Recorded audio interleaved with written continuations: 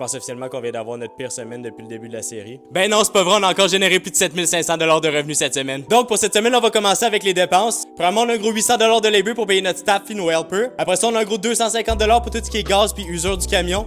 On a aussi un 75 $ de frais de dompe qui est relié à nos contrats de la semaine. On est aussi allé ramasser pas mal d'inventaire cette semaine. Premièrement, on a ramassé un sectionnel Silly pour 60 $. C'est un petit peu plus un look vintage celui-là, mais ça pogne vraiment. Après ça, on a ramassé un gros sectionnel en cuir véritable brun pour seulement 200 $. On est aussi allé ramasser un petit sectionnel en tissu avec des appuis-têtes ajustables pour seulement 200 $ aussi. Après ça, on est allé ramasser un énorme sectionnel en cuir véritable brun pour 400 $. Il est en parfait état celui-là, fait qu'on a pu le revendre tout de suite. Puis finalement, on est allé ramasser un beau petit sectionnel 4 places en tissu gris pour seulement 200 $. Ça nous fait un gros total de 2185 $ de dépenses pour la semaine. Maintenant, pour la partie qui est vraiment le fun, c'est nos ventes de la semaine. Premièrement, on a vendu notre dernier colline de l'inventaire de Nuevo de couleur gris. On l'a vendu pour 800 $.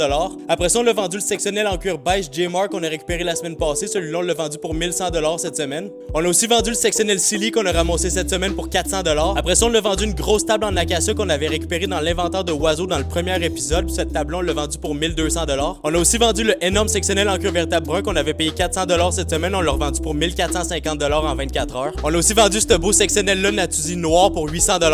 Après ça, on l'a vendu un beau sectionnel en cuir véritable beige pour 1400 $. Puis finalement, on a fait un contrat de junk removal chez Chartwell qui nous ont recontacté après la dernière fois pour 400 $ au total. Ça nous fait un gros total de 7550 $ de revenus pour la semaine. Fait qu'on a réussi à terminer la semaine avec seulement 2185 $ de dépenses versus 7550 $ de revenus. Si on regarde depuis le début de la série, on a officiellement passé les 108 000 $ de revenus versus 70 000 $ de dépenses seulement. Sur nos 70 000 $ de dépenses, ça inclut aussi nos actifs qui sont évalués à plus de 21 000 $ en ce moment. Ça veut aussi dire que notre profit véritable est rendu à 59 000 $ au total depuis le début de la série. Avant de terminer notre épisode de la semaine, je voulais aussi t'annoncer que mon premier vlog sur YouTube va sortir lundi le 20 octobre. Ça va plus être dans le style lifestyle du day-to-day d'un entrepreneur ici au Canada. Si jamais tu veux voir tout l'envers du décor derrière mes business ici au Canada, je t'invite à aller t'abonner sur YouTube. On va poster 2 fois par mois des gros long formats de vidéos. On va vraiment vous apporter avec nous partout où est-ce qu'on va, que ce soit à Montréal, que ce soit à Québec, que ce soit en Chine, que ce soit en Europe, peu importe où est-ce qu'on va aller, on va vous apporter avec nous puis ça va vraiment être dans un style de lifestyle. C'est déjà tout pour l'épisode 23 de la quête du million. On va se voir la semaine prochaine pour l'épisode 24. À bientôt.